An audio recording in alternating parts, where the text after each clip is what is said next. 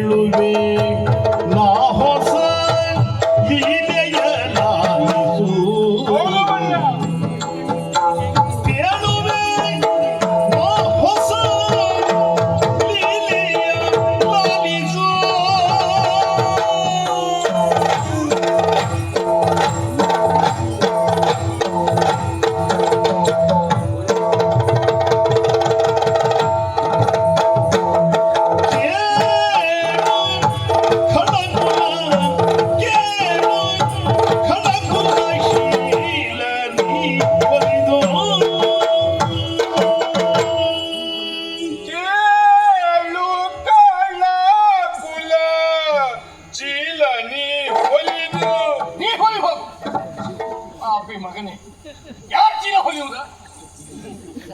ಯಾರಾದ್ರೂ ನಿಂತಿದ್ದೀನಿ ಎಲ್ಕೊಟ್ಟ? ಅದೇ ಮಾಡ್ತಾಯಿತ್ತು ಅಂದ್ರೆ ಅವಸರದಲ್ಲಿ ತಿಂದ ಅನ್ನದ ಋಣ ಇವೆಲ್ಲ ಮತ್ತೆ ಹೊರ ಹಾಗೆ ಆಗ್ತದೆ. ಇಲ್ಲ, ಏನು ಅವಸರ? ನಾವು ನಿಮ್ಮನ್ನ ತಿನ್ನದ್ದು ಯಾವತ್ತೂ ಮರೆಯುವುದಿಲ್ಲ. ಒಡಿ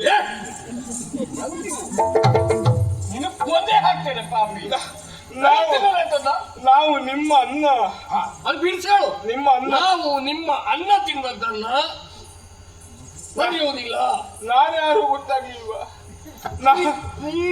ನಾನು ನಿಮ್ಮ ಜಾಗದಲ್ಲಿ ನಿರಂಜನ.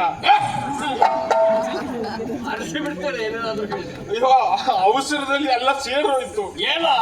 ನಾನು ನಿಮ್ಮ ಜಾಗದಲ್ಲಿ ನೀರು ಅನ್ನವನ್ನು ತಿಂದುಕೊಂಡಿರುವಂತಹ ಜನ, ಹಾಗಾಗಿ ನಾನು ನಿಮ್ಮ ಜಾಗದಲ್ಲಿ ನಿರಂಜನ. ನಮ್ಮ ಜಾಗದಲ್ಲಿ ಇದ್ದವ, ಉದ್ಯೋಗ ಮಾಡಿಕೊಂಡು ಬದುಕಿದ್ದವ.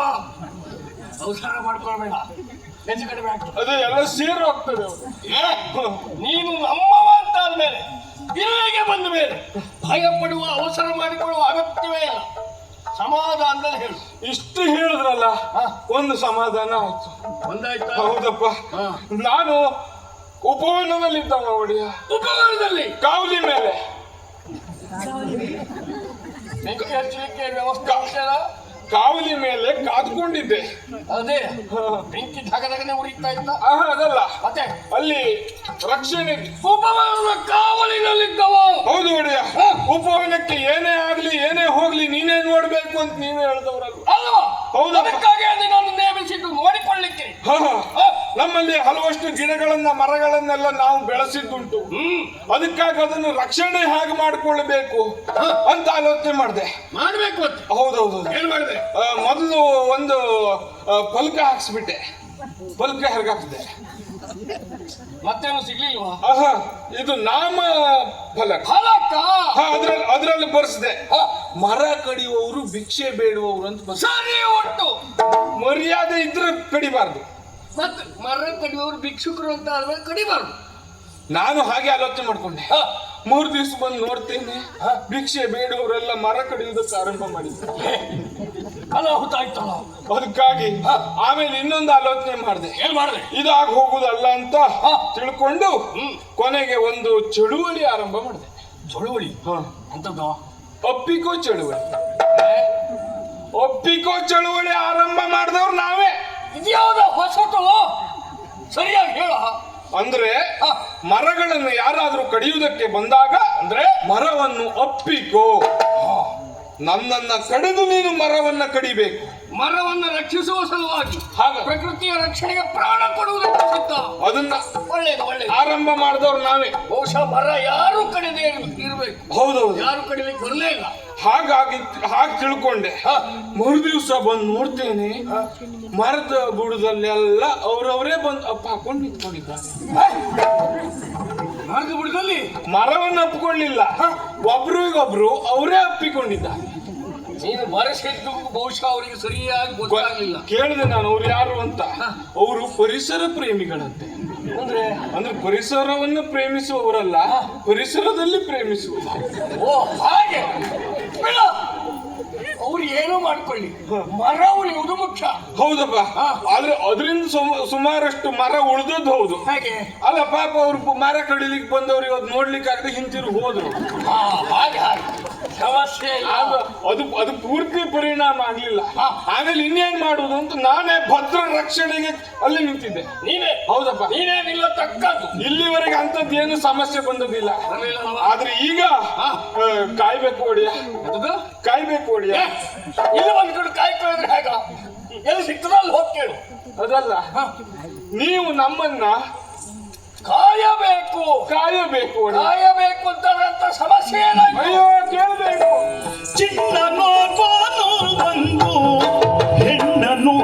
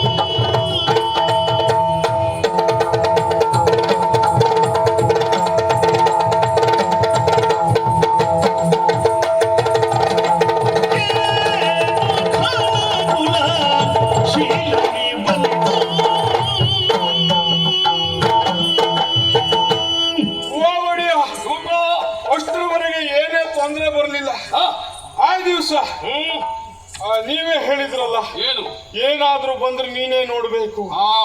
ಹಾಗಾಗಿ ನಾನು ಎಣ್ಣೆ ಹಾಕೊಂಡೇ ಕಾವಲಿನಲ್ಲಿದ್ದೆ. ಎಷ್ಟು ಸಲ ಹೇಳಿದ್ದೀನಿ, ಕರ್ತವ್ಯ ನಿರತರಾಗಿರುವಾಗ ಯಾವುದೇ ವ್ಯಸನ ಮಾಡಕೂಡದು. ನಿಮ್ಮ ಕರ್ತವ್ಯ ಮುಗಿದ ಮೇಲೆ ಏನು ಒತ್ತು ಮಾಡ್ಕೊಳ್ಳಿ. ನೀವು ಹೇಳಿಲ್ವಾ? ಏನೇ ಮಾಡುವುದಿದ್ರು ಇಲ್ಲೆಲ್ಲ ಬಂದು ದೊಡ್ಡ ಕೇಳುವುದಲ್ಲ. ಅದು ಮನೆಯಿಂದ ಹೊರಬೇಕಬೇಕಾದ್ರೆ ಸರಿ ಇರ್ಬೇಕು. ಹೌದು, ಇದು ಸರಿ ಉಂಟು. ಮತ್ತೆ ನಾನು ಹೇಳಿದ್ದು ಅದಲ್ಲ. ಅದಕ್ಕದು ಕಣ್ಣಿಗೆ ಎಣ್ಣೆಯನ್ನು ಹಾಕಿ, ಇಲ್ಲದಿದ್ರೆ ನಿದ್ದೆ ಬಂದು ಹೋಗ್ತದೆ. ಕಣ್ಣು ಮುಚ್ಚಬಾರದು ಅಂತಾದ್ರೆ ಕಣ್ಣಿಗೆ ಎಣ್ಣೆ ಬಿಟ್ಕೊಳ್ಳುದು. ಭದ್ರ ರಕ್ಷಣೆಯಲ್ಲಿದ್ದೆ. ಸ್ವಲ್ಪ ಹೊತ್ತು ಆ ಕಡೆ ಹೋಗಿದ್ದೆ. ಏನು? ಆ ಕಡೆ ಹೀಗೆ ಹೋದೆ. ಹೊರದಲ್ಲಿ ಸುತ್ತಾಡ ಬರುವಾಗ ಶಬ್ದ. ಶಬ್ದವೋ? ಹೌದಪ್ಪ. ಏನು ಶಬ್ದವೋ? ಲಾಟ್ ಪುಟ್ ಶಬ್ದ. ಲಾಟ್ ಪುಟ್ ಅದು ಎಂತದ್ದು, ಇದು ಮರದ ಟೊಂಗೆಯನ್ನು ಮುರಿದಾಗ ಆ ಶಬ್ದ ಬರ್ತದೆ. ಲಟನೆ ಮುರಿದಾಗ ಹಾಗೆ ಶಬ್ದ ಬರ್ತದೆ. ಯಾವುದೋ ಪ್ರಾಣಿ ಮರವನ್ನ ಏರಿ ಬಹುಶಃ ಆರಂಭಕ್ಕೊಮ್ಮೆ ಮುರಿದಿರ್ಬೇಕು. ಶಬ್ದ ಬಂದ ಕಡೆ 1 ಲಕ್ಷ ಕೊಟ್ಟೆ. ಈ ಬಾರಿ ಒಳ್ಳೆ ಉತ್ಪನ್ನವೇ ಅಲ್ಲ, ಉಳಿತಾಯ ಒಳ್ಳೇದಾಯ್ತು. ಏನೋ ನಿಮ್ಗೆ ಗೊತ್ತುಂಟು. ಕೊಡುವವರೇ ನೀವು. ಕೊಟ್ಟದ್ರಲ್ಲಿ ಉಳಿಸಿ 1 ಲಕ್ಷ ಕೊಟ್ಟೇನು ಆಗಿರ್ಬೋದು. ನೀವು ಕೊಟ್ಟದ್ರಲ್ಲಿ ಉಳಿಸಿ 1 ಲಕ್ಷ ಮಾಡುವಾಗಿದ್ರೆ ನಾ ಇಲ್ಲಿ ಇರ್ತಿದ್ನ. ಅಂದ್ರೆ ಕೆಲಸ ಬಿಟ್ಟು ಹೋಗ್ತಿದ್ಯಾ? ಏನೋ ನಂಗೆ ಗೊತ್ತಿಲ್ಲ. ಅಂದ್ರೆ ಇಷ್ಟ ಅಲ್ವಾ? ಉಂಟಪ್ಪ. ಅಲ್ಲ ಹೇಳ್ದೆ, ಅಷ್ಟು ನಮ್ಮ ಹತ್ರ ಎಲ್ಲಿ ಬರ್ಬೇಕು? ಯಾಕೆ ಕೊಡುವುದಿಲ್ಲ ಕೇಳು. ಬಹಳ ಕೊಟ್ರೆ ನೀವು ಹಾಳು ಮಾಡುವುದೇ ಹೆಚ್ಚು, ಯಾರಿದ್ದಕ್ಕೆ ಬಳಸುವುದೇ ಹೆಚ್ಚು. ಹಾಗಾಗಿ ನಾವು ಕೊಟ್ಟು ಹಾಳು ಮಾಡುವುದು ಒಟ್ಟಿನಲ್ಲಿ ನಮ್ಮ ಒಳ್ಳೇದಕ್ಕಲ್ಲ, ಹಾಗಾದ್ರೆ ಅಡ್ಡಿ ಇಲ್ಲ. ಆ ಶಬ್ದ ಬಂದ ಕಡೆ 1 ಲಕ್ಷ ಕೊಟ್ಟೆ. ಲಕ್ಷ ದೃಷ್ಟಿ ಇಟ್ಟೆ ಅಮ್ಮನ ಹೋಗಿ ನೋಡ್ತೇನೆ. 2 ಜನ ಬಂದಿದ್ದಾರೆ. 2 ಜನ? ಇಬ್ಬರಿದ್ದಾರೆ. ಸುಮ್ಮನೆ ಬಂದದ್ದಲ್ಲ ಒಡಿ. ಮರ ಕಡಿಯೋರಲ್ಲ, ಅವರಲ್ಲ. ಅವರು ಇಬ್ಬರಿದ್ದಾರೆ, ಸಾಮಾನ್ಯರಲ್ಲ ಅವರು. ಮತ್ತೆ ರಥ ಏರಿ ಬಂದಿದ್ದಾರೆ. ರಥ ಏರಿಕೊಂಡು ಬಂದಿದ್ದಾರೆ? ಹೌದಪ್ಪ, ದೊಡ್ಡ ರಥ ಏರ್ಕೊಂಡು ಬಂದಿದ್ದಾರೆ. ಸುಮ್ನೆ ಬಂದವರಲ್ಲ. ಹಾಗೆ ಬಹಳ ದೊಡ್ಡ ರಥವ? ಬಹಳ ದೊಡ್ಡದು. ಅದ್ರಲ್ಲಿ ಸುಮಾರು ಜನ ಕುತ್ಕೊಳ್ಬಹುದು, ಆದ್ರೆ ಇಬ್ಬರೇ ಬಂದಿದ್ದಾರೆ. ಅಂದ್ರೆ ಎಷ್ಟು ದೊಡ್ಡದ್ದು? ಹೆಚ್ಚು ಜನ ಕುತ್ಕೊಳ್ಳೋ ರಥದಲ್ಲಿ ಇಬ್ಬರೇ ಬಂದಿದ್ದಾರೆ ಅಂದ್ರೆ ದೊಡ್ಡ ವ್ಯಕ್ತಿಗಳೇ ಇರ್ಬೇಕು. ಅದೊಂದು ಹೌದು. ಯಾಕೆ ಯಾರು ಬೇಕಾಗುವುದಿಲ್ಲ, ವಾಹನ ದೊಡ್ಡದಿರ್ತದೆ. ಹೌದೌದು, ಹೋಗುವವರು ಇಬ್ಬರೇ. ನಮ್ಮಂತವ್ರಾದ್ರೆ ಇಬ್ಬರೇ ಎಲ್ಲ ಸಣ್ಣ ಸಾಕು ಹೇಳ್ತೇವೆ. ದೊಡ್ಡವ್ರು ಹಾಗಲ್ಲ, ಇಬ್ಬರಾಗ್ಲಿ ಒಬ್ಬರಾಗ್ಲಿ ದೊಡ್ಡದೇ ಬೇಕು. ಸರಿ. ಒಬ್ಬ ಸಣ್ಣ ಹುಡುಗ, ಆ ದೊಡ್ಡವರಲ್ಲಿ ಒಬ್ಬ ಸಣ್ಣ ಹುಡುಗ ಎನ್ನುವಂತಹ ಬಾಲಕ ಎನ್ನುವಂತಹ ತರಳ ಎನ್ನುವಂತಹ ಚಿನ್ನ. ನಾನೇನು ಶಬ್ದಾರ್ಥ ಕೇಳಿದ್ನ? ನೀವು ಕೇಳುದಿಲ್ಲ. ಸಮಾನಾರ್ಥಕ ಪದ ಕೇಳಿದ್ನ? ನೀವು ಕೇಳುದಿಲ್ಲ. ಮತ್ತೆ ಅಂತದ್ದು ನಾವು ಇಷ್ಟು ಹೇಳದೆ ಹೋದ್ರೆ ಕೊನೆಗೆ ಅವನಿಗೆ ಏನೂ ಗೊತ್ತಿಲ್ಲ ಹೇಳ್ತಾರೆ. ಹಾಗಾಗಿ ಯಾವುದು ಕೆಲಸ ಅಂದ್ರೆ ಹಾಗೆ. ಹೌದು, ನಮಗೆ ತಿಳಿದದ್ದನ್ನ ಇದರಿನವರಿಗೆ ಗೊತ್ತಿದೆ ಅಂತಿದ್ರು ಸಹಿತ ನಾವು ಒಪ್ಪಿಸಬೇಕು ಇವರ ಎಂಬ ನಿಟ್ಟಿನಲ್ಲಿ ಹೇಳತಕ್ಕ. ಅದಕ್ಕಿಂತ ಹೆಚ್ಚಾಗಿ ನಮಗೆ ಗೊತ್ತಿಲ್ಲದೆ ಇದ್ದ ವಿಷಯವನ್ನ ಎದುರಿನವನಿಗೆ ಗೊತ್ತಾಗದೇ ಇದ್ದಾಗ ಹೇಳುವುದನ್ನೇ ದೊಡ್ಡ ಮಾತುಗಾರಿಕೆ ಅಂತ ಹೇಳುದು. ನಿಂಗೇನು ಗೊತ್ತಿಲ್ಲ ಅಂತಲ್ಲ? ನನಗೇನು ಗೊತ್ತಿಲ್ಲ ಅಂತಲ್ಲ ಹೇಳ್ದೆ. ನಿನಗೇನು ಗೊತ್ತಿಲ್ಲ ಅದು ನಂಗೆ ಗೊತ್ತಾಗಬಾರ್ದು ಅಂತ. ನಿನಗೇನು ಗೊತ್ತಿಲ್ದಿದ್ರೆಲ್ಲ ಅಲ್ಲೆಲ್ಲ ನೇಮಿಸುವುದಿಲ್ವ ನಿನ್ನ? ಸರಿ, ಜನ ನೋಡಿಯೇ ನೇಮಿಸಿದ್ದು ನಾವು, ನಮ್ಗೆ ಗೊತ್ತುಂಟು. ಹೌದಪ್ಪ. ಆದ್ರೆ ಒಂದು ನಿಮ್ಗೆ ಗೊತ್ತುಂಟು ಅಂತ ನಾವು ಅಂದ್ಕೊಂಡು ಎಷ್ಟು ಹೊರಬರ್ತದೆ ನಮ್ಗೆ ಗೊತ್ತಾಗುದಿಲ್ಲ. ಅದು ನಮಗೂ ಒಂದೊಂದ್ಸಲ ಗೊತ್ತಾಗುದಿಲ್ಲ, ಅದು ಎಲ್ಲೆಲ್ಲಿ ಯಾವ್ಯಾವ ಬರ್ತದೆ ಅಂತ. ಒಡೆಯ ಒಬ್ಬ ಸಣ್ಣ ಹುಡುಗ, ಇನ್ನೊಬ್ಬಳು ಹೆಣ್ಣು. ಒಬ್ಬ ಹುಡುಗ, ಇನ್ನೊಬ್ಬಳು ಹೆಣ್ಣು. ಸಣ್ಣ ಹುಡುಗಿ, ಪ್ರಾಯ ಪ್ರಬುದ್ಧಳಾದ ಹೆಣ್ಣು. ನೀವು ಅಂದಾಜು ಮಾಡಿ. ಅಲ್ಲ, ಒಬ್ಬ ಪ್ರಾಯ ಪ್ರಬುದ್ಧಳಾದ ಹೆಣ್ಣು, ಒಬ್ಬ ಹುಡುಗ, ಇನ್ನೊಬ್ಳು ಪ್ರಾಯ ಪ್ರಬುದ್ಧಳಾದ ಹೆಣ್ಣು. ನೀವು ಅಂದಾಜು ಮಾಡಿ. ಅದೆಲ್ಲ ಅದು ಹಾಗಲ್ಲ. ಮಾತಾಡುವಾಗ ಕೆಲವೊಂದು ಈ ನುಡಿಗಟ್ಟುಗಳು ಬಂದು ಬಿಡ್ತವೆ, ಕೆಲವೊಬ್ಬರ ಹವ್ಯಾಸ ಅದು. ನೀವು ನೋಡ್ಬೇಕಾಗಿತ್ತು ಹೇಳ್ತಾರೆ. ಅಲ್ಲಿ ಮೊನ್ನೆ ಹಾಗಾಯ್ತು, ನೀವು ನೋಡ್ಬೇಕಾಗಿತ್ತು, ನಾವಲ್ಲಿ ಇರ್ಲಿಲ್ಲ. ನೋಡುದು ಹೇಗೆ ಅಂದ್ರೆ ಅವರ ಭಾವನೆ ನೀವು ನಮ್ಮೊಟ್ಟಿಗಿದ್ದು ನೋಡಬೇಕಿತ್ತು ಅಂತ. ನನ್ನ ಹೆಂಡತಿ 1 ಗಂಟೆ ಸ್ನಾನ ಮಾಡ್ತಾಳೆ, ನೀವು ನೋಡ್ಬೇಕು. ಅಂದ್ರೆ ಅದು ನೋಡಿ ಅನ್ನೋದು ಅವ್ರ ಭಾವ ಅಲ್ಲ, ಅದು ಮಾತಲ್ಲಿ ಬಂದು ಬಿಡ್ತದೆ. ಅಂದ್ರೆ ನೋಡಬೇಕು ಅಂದ್ರೆ ನೋಡುವುದಲ್ಲ, ನೀವು ಯೋಚನೆ ಮಾಡಿ 1 ಗಂಟೆ ಏನು ಸ್ನಾನ ಮಾಡಬಹುದು ನೀವು ಆಲೋಚನೆ ಮಾಡಿ. ಹೀಗೆ ಹಾಗಾಗಿ ಒಂದು ಹೆಣ್ಣು ನೀವು ಅಂದಾಜು ಮಾಡಿ ಅಂದ್ರೆ ನಾವು ಆಲೋಚನೆ ಮಾಡಿ. ಇಬ್ಬರು ಬಂದಿದ್ದಾರೆ. ಇನ್ನು ಅಂದ್ರೆ ಎಷ್ಟು ವಯಸ್ಸಿರ್ಬೋದು ನಾನದ ಲೆಕ್ಕ ಹಾಕ್ಲಿಕ್ಕೆ ಹೋಗ್ಲಿಲ್ಲ. ಯಾಕೆಂದ್ರೆ ಹೆಣ್ಣು ಮಕ್ಕಳ ವಯಸ್ಸು ಕೇಳುವಾಗೂ ಇಲ್ಲ, ನಾವಾಗೆ ನೋಡಿದ್ರು ಅರ್ಥ ಆಗುದಿಲ್ಲ. ಈ ಒಂದು ವಿಷಯ ಗೊತ್ತುಂಟ ನಿಮ್ಗೆ? ಈ ಹೆಣ್ಣು ಮಕ್ಕಳು 30 ವರ್ಷದವ್ರು ಆಗ್ಬೇಕು ಅಂದ್ರೆ ಕಡಿಮೆ ಅಂದ್ರೆ 40-45 ವರ್ಷ ಬೇಕಾಗ್ತದಂತೆ. ಅದು ಹೇಗೆ? 30 ವರ್ಷ ಆದ್ಮೇಲೆ 30 ವರ್ಷ ಆಯ್ತು ಅಂತ ಅರ್ಥ. ಅದು 45 ವರ್ಷ ಆದ್ಮೇಲೆ 30. ಅದು ವಾಸ್ತವ ಹೌದು, ಆದ್ರೆ ಅವ್ರ ಬಾಯಲ್ಲಿ ಬರ್ಬೇಕಲ್ಲ, ಅವ್ರು ಹೇಳುವುದಿಲ್ಲ. ಹಾಗೆ ಹೆಣ್ಮಕ್ಕಳಿಗೆ ತಾವು ಎಳೆಯ ವಯಸ್ಸಿನವರು ಅಂತ ಕಾಣಿಸಿಕೊಳ್ಳುವ ಆಸೆ. ಹೌದು. ಯಾಕೆ? ವಯಸ್ಸಾದ ಮೇಲೆ ತಮ್ಮನ್ನು ಯಾರು ಗಮನಿಸುವುದಿಲ್ಲ ಅಂತ ಯೋಚನೆ ಇರುವುದಕ್ಕೆ. ನನಗೊಟ್ಟೆಲ್ಲ ವಯಸ್ಸಾಗಿಲ್ಲ, 17, 18, 20 ವರ್ಷ ಅಷ್ಟೇ ಹೇಳ್ಕೊತಿರುವುದು. ಅಯ್ಯೋ ಒಡೆಯ, ಅವ್ರು ಬಂದವ್ರು ಮಾಡಿದ್ದೇನು? ಏನ್ ಮಾಡಿದ್ರು? ತಡ ಮಾಡ್ಲಿಲ್ಲ, ನೇರವಾಗಿ ನಮ್ಮ ಉಪವನದಲ್ಲಿದ್ದಂತಹ ಒಳ್ಳೊಳ್ಳೆ ಹಣ್ಣಿಗೆಲ್ಲ ಕೈ ಹಾಕಿ ಹಣ್ಣನ್ನೆಲ್ಲ ಕಿತ್ತು ತಿಂದು. ಪಾಪ ಏನು ಇಬ್ಬರಲ್ವೇನೋ, ಎಷ್ಟು ಹಣ್ಣು ತಿಂದಾರ? 4-6 ಹಣ್ಣು ತಿಂದಿರ್ಬೋದು. ಅಯ್ಯೋ, ಅಷ್ಟಕ್ಕೆಲ್ಲ ತಲೆ ಕೆಡಿಸ್ಕೊಳ್ಳುವ ತಿಂತಾಳೆ ಮತ್ತೆ. ಹಾಗಲ್ಲ, ಅದಕ್ಕಾಗಿ ಅಲ್ವ ನಾನೀಗ ಬರಿಕೆಯಲ್ಲಿ ಬಂದದ್ದು. ನಿಮ್ಮನ್ನು ನೋಡುವಾಗ ನಾನು ಯಾವಾಗ್ಲೂ ಕೈಯಲ್ಲಿ ಒಂದಿಷ್ಟು ಹಣ್ಣು ಹಿಡ್ಕೊಂಡೇ ಬರುವವ. ಅಲ್ಲ, ಕ್ರಮ ಅದು. ಗುರುಗಳನ್ನು ನೋಡುವಾಗ, ಹಿರಿಯವರನ್ನು ನೋಡುವಾಗ, ಅರಸರನ್ನು ನೋಡುವಾಗ, ಗರ್ಭಿಣಿ ಸ್ತ್ರೀಯನ್ನು ನೋಡ್ಲಿಕ್ಕೆ ನೋಡ್ಲಿಕ್ಕೆ ಹೋಗುವಾಗ, ಬರ್ಗಿಣಿ ಸ್ತ್ರೀಯರನ್ನ ಗರ್ಭಿಣಿ ನೋಡುವಾಗ ರಿಕ್ಷಾ ಹತ್ತಿ ಹೋಗಬಾರದು ಎನ್ನುವುದು ಮಾತು. ನೀನು ಅವರಾಗ ರಥ ತಗೊಂಡು ಹೋಗು. ಅಲ್ಲಲ್ಲ, ರಿಕ್ಷಾ ಹತ್ತ ಹೋಗ್ಬಾರ್ದು ಅಂದ್ರೆ ಈ ಬರಿಗೈಯಲ್ಲಿ ಹೋಗ್ಬಾರ್ದು, ರಿಕ್ತ ಹಸ್ತರಾಗಿ ಹೋಗಬಾರ್ದು. ಹಾ ಅದು ಹಾಗೆ ಹೋಗ್ಬಾರ್ದು ಅನ್ನೋದು. ನೀನು ಗೊತ್ತಾಗಲಿ ಅಂತ ದೊಡ್ಡ ದೊಡ್ಡ ಶಬ್ದ ಎಲ್ಲ ಪ್ರಯೋಗ ಮಾಡಿ ಯಾಕೆ ಕೇಳು.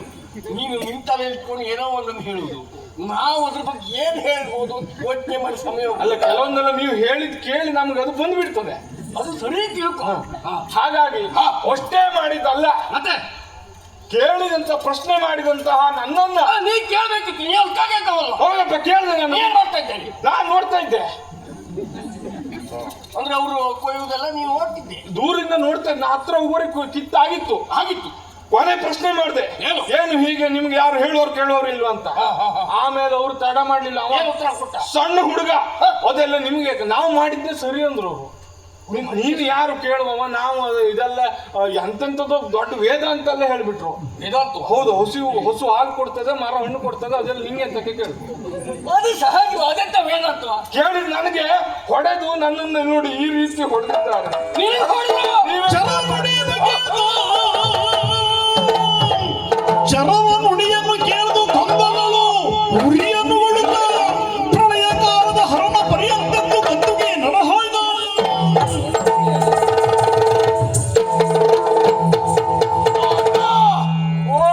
ಹಣ್ಣು ತಿಂದ್ರೆ ತಪ್ಪಲ್ಲ, ತಪ್ಪಲ್ಲ.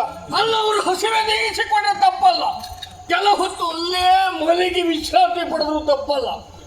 ಪ್ರಶ್ನಿಸಿದ ನಿನಗೆ ಪೆಟ್ಟು ಕೊಟ್ಟರು, ನಿನಗೆ ಹೊಡೆದ್ರು. ನಿನಗೆ ಹೊಡೆಯುವುದು ಒಂದೇ, ಒಡೆಯನಾದ ನನಗೆ ಹೊಡೆಯುವುದು ಒಂದೇ. ನೀವೇ ಕಾಯ್ಬೇಕು. ಈಗ ನೀವು ನನ್ನನ್ನು ಕಾಯ್ಬೇಕು. ಮದುವೆ ಸಾಯ ಯೋಚನೆ ಮಾಡ್ಬೇಕಾದಿಲ್ಲ. ನಿನ್ನನ್ನು ಕಾಯುವುದಕ್ಕೆ ಇದ್ದವ ಅವ ಎಲ್ಲಿದ್ದಾನೆ? ನಾನು ಹೀಗೆ ಬಂದೆ. ಈ ಹಾಸ್ಯ ಸನ್ನಿವೇಶದ ವಿಡಿಯೋ ತಮಗೆ ಇಷ್ಟವಾಗಿದ್ದರೆ ಒಂದು ಲೈಕ್ ಕೊಡಿ, ಇದನ್ನು ಇತರರಿಗೂ ಶೇರ್ ಮಾಡಿ. ನಮ್ಮ ಚಾನಲ್ಗೆ ಸಬ್ಸ್ಕ್ರೈಬ್ ಆಗದೇ ಇದ್ದರೆ ಸಬ್ಸ್ಕ್ರೈಬ್ ಆಗಿ. ನಮಸ್ಕಾರ.